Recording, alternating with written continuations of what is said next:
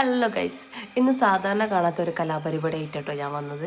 ആരെങ്കിലും വെട്ടിപ്പൊളിച്ച് ചുളെടുത്ത് തരുന്ന ചക്ക കൊണ്ട് കൂട്ടാൻ വെക്കുക അല്ലെങ്കിൽ കൂട്ടാൻ വെച്ചത് തിന്നൊക്കെ ചെയ്യുന്ന ഞാൻ ഇന്ന് സ്വന്തമായിട്ട് ചക്ക വെട്ടി കൂട്ടാൻ വെക്കാൻ പോവാട്ടോ. ആദ്യമായിട്ട് ചക്ക പൊളിക്കണേൻ്റെ ആ ഒരു ബുദ്ധിമുട്ടിൻ്റെ മുഖത്തും കൈമലൊക്കെ നിങ്ങൾ കാണുന്നുണ്ടോ?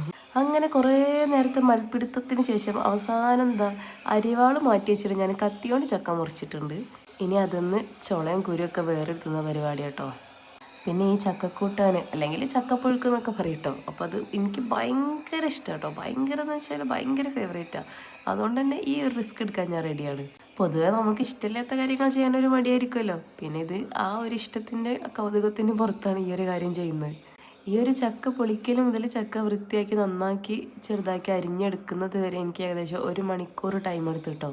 ഇതിൽ എക്സ്പേർട്ടായ ആൾക്കാരൊക്കെ ഉണ്ടാവും കേട്ടോ. പിന്നെ നമ്മളത് ആദ്യമായിട്ടായതുകൊണ്ടും പിന്നെ എന്താ പറയുക പൊതുവെ കുറച്ച് സ്ലോ ആയതുകൊണ്ടും ഇത്രയും സമയം എടുത്ത്. അങ്ങനെ ചക്കച്ചുളയും ചക്കക്കുരൊക്കെ അവിടെ മാറ്റി വെച്ചിട്ടുണ്ട്. അതിനുശേഷം നമ്മൾ കത്തിയിൽ പറ്റിയിട്ടുള്ള ഈ വിളഞ്ഞി എന്താ പറയുക അരക്ക് അതൊക്കെ ഒന്ന് പോക്കിയെടുക്കാം കേട്ടോ. അങ്ങനെ ആ ഒരു പരിപാടിയൊക്കെ കഴിഞ്ഞ് നമ്മൾ ഇനി മെയിനായിട്ടുള്ള പരിപാടിയിലേക്ക് കിടക്കാൻ പോകട്ടോ. മെയിനായിട്ട് പരിപാടി എന്താ ചക്കക്കൂട്ട ഉണ്ടാക്കുക. അതിനാണല്ലോ നമ്മൾ ഇത്രയും നേരം കഷ്ടപ്പെട്ടത്. അപ്പോൾ ചക്ക വറവിടലും ഉപ്പേരിയൊക്കെയല്ലോ അങ്ങനെയുള്ള പരിപാടികളൊക്കെ ഉണ്ട്. പക്ഷെ എന്നാലും എനിക്ക് ഏറ്റവും ഫേവറേറ്റ് ഇങ്ങനെ തേങ്ങയും മുളകൊക്കെ ഒതുക്കിയിട്ടുള്ള ഈ ഒരു ചക്കക്കൂട്ടാൻ തന്നെയാണ് കേട്ടോ. അപ്പോൾ ചക്കക്കൂട്ടാൻ ലവേഴ്സ് ഉണ്ടെങ്കിൽ താഴെ ഓരോ ഹാർട്ട് കമൻറ്റ് ഇട്ടാളി. അപ്പോൾ ചക്കയൊക്കെ ഉപ്പും വെള്ളമൊക്കെ ഒഴിച്ചിട്ട് വേവിക്കാൻ വെച്ചിട്ടുണ്ട്. ഇനി ഇതിലേക്കുള്ള അരപ്പ് റെഡിയാക്കി എടുക്കാൻ വേണ്ടി പോവാട്ടോ. അരപ്പിലേക്ക് വേണ്ടിയിട്ട് നമ്മൾ ഈ ചെറിയൊരു മുളക് മരത്തുമ്പോൾ ഒരു 3-4 മുളക് കിട്ടിയിട്ടുണ്ട്.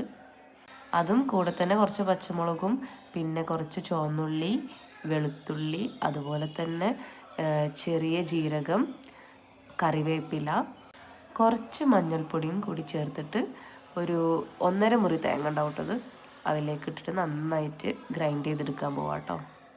വെള്ളം ഒഴിക്കാതെ ഗ്രൈൻഡ് ചെയ്യുന്നത്. അപ്പോൾ ഒതുക്കി കൊണ്ടുവന്നിട്ടുണ്ട്. ഇത് നമുക്ക് ഇനി വേവിച്ച് വെച്ച ചക്കയിലേക്ക് ഇട്ടിട്ട് നന്നായിട്ട് മിക്സാക്കി കൊടുക്കുക.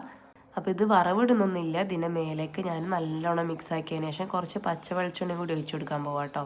വേണമെങ്കിൽ കുറച്ച് കറിവേപ്പിലയും കൂടി ഇട്ട് കൊടുക്കുക ഈ ഒരു സമയത്ത്. അപ്പോൾ നല്ലൊരു സ്മെല്ലും കൂടി വരും. അപ്പം ഞാൻ പിന്നെ അത് ഇട്ടിട്ടില്ല. കറിവേപ്പില നമ്മൾ അരയ്ക്കുമ്പോൾ ചേർത്താണല്ലോ. അങ്ങനെ ചക്കക്കൂട്ടാൻ റെഡി ആയിട്ടുണ്ട്. നല്ല ചൂട് കഞ്ഞിൻ്റെ കൂടെ ഒക്കെ അടിപൊളിയാട്ടോ. കൂടെ നല്ല ഉണക്കലും കൂടി ഉണ്ടെങ്കിൽ അടിപൊളിയാട്ടോ. ഞാനിപ്പോൾ കഞ്ഞി ഉണക്കലോ ഒന്നുമില്ല. ഈ ചക്കക്കൂട്ടാൻ വെറുതെ കഴിക്കാൻ പോവാം.